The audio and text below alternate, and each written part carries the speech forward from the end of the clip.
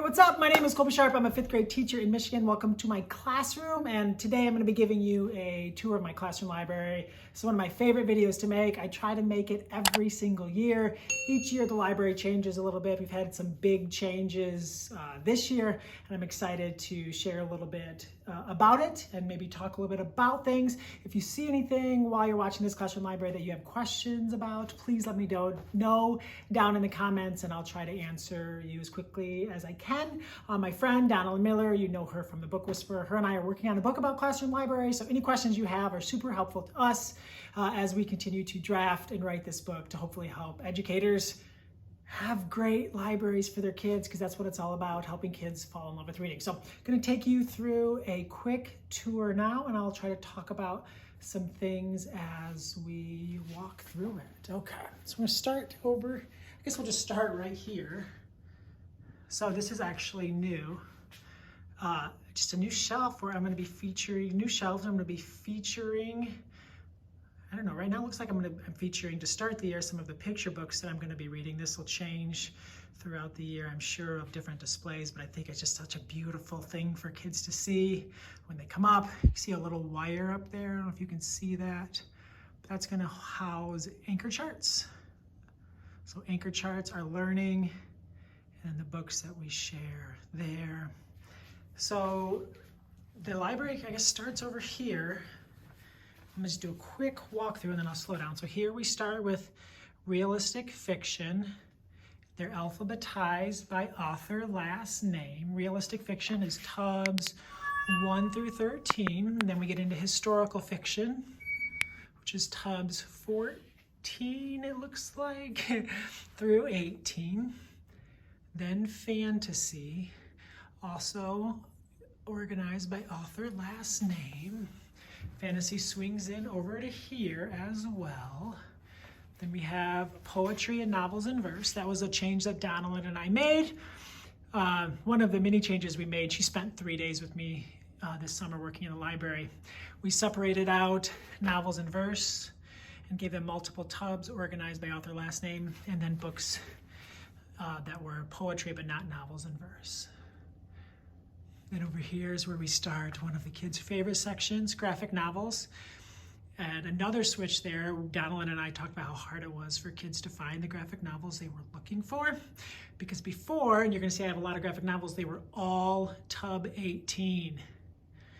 And it was impossible to find, and for me to find books, like if I knew a kid wanted a book or I wanted to share a title with them, it was really hard to find. But now it should be easier, because instead of it being one tub, it's like 10 or 15 tubs. Organized by author's last name. And then here I have Tub 56 is nonfiction graphic novels, and I need to buy some more of those. It was eye-opening to see how few of those that I had, but those are graphic novels. And we also, over here,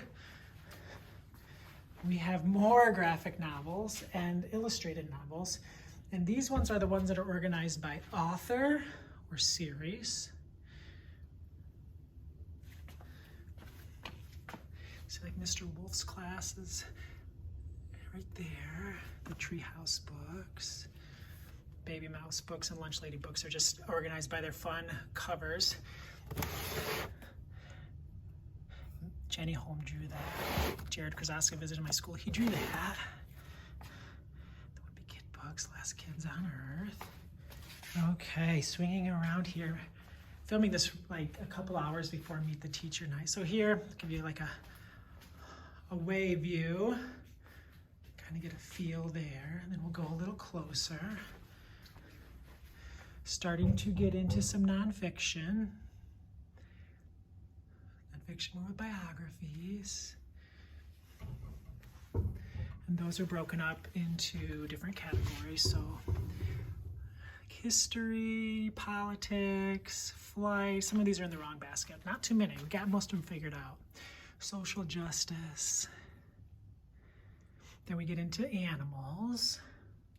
And long ago, all my animal books were all in one basket that just was animals, and there was like 10 of them. But again, hard for kids to find. So we were able to, like dinosaurs, creepy crawlers, birds. This one I need. This is the only one that does. I went through before I did this video. getting ready for Meet the Teacher, and I thought I had a label on all, but this is the one that's missing. This is my K9 basket, so I need to get that fixed before the kids come tomorrow.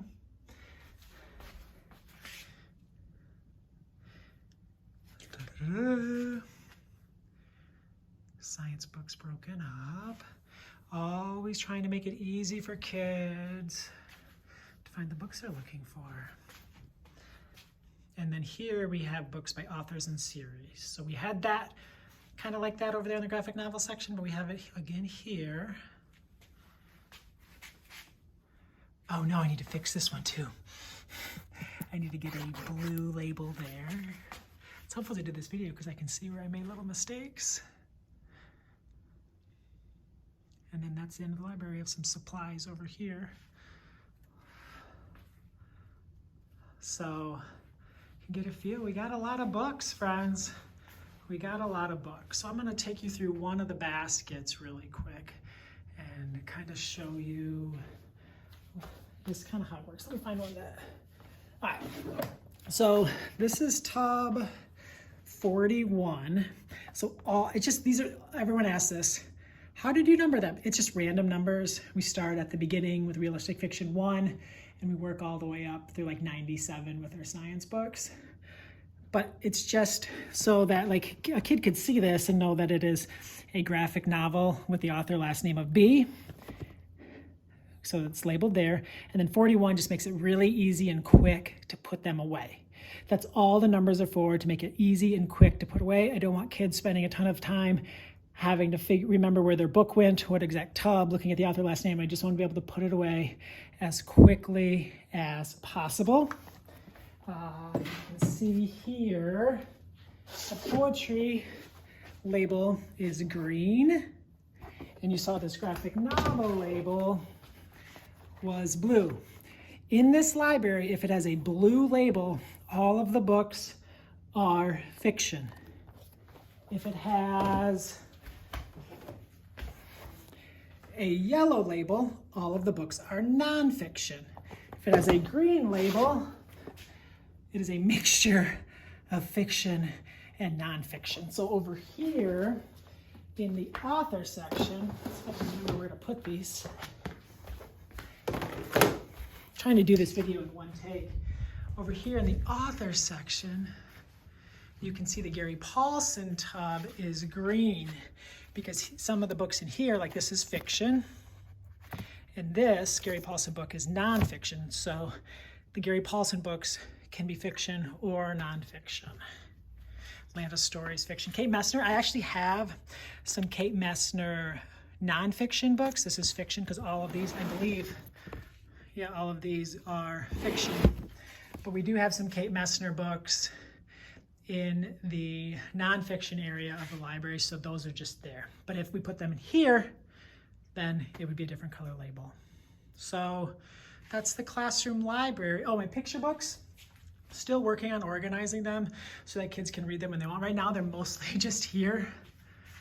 So I'm still trying to figure that out. You saw the ones over here that have been pulled for the beginning of the school year. But still trying to kind of figure that out. So the library is looking pretty solid, pretty strong. I will tell you, we did a lot of work, and we're going to talk about that in the book. I don't want to get into too much of that, the work we did with weeding, some more of the thinking we did with organizing, but I do love to give people a peek inside the classroom library. Please, please, please do not hesitate. If you have any questions, let me know. Thank you so much for tuning in. My name is Colby Sharp. I hope you have an awesome-tastic day.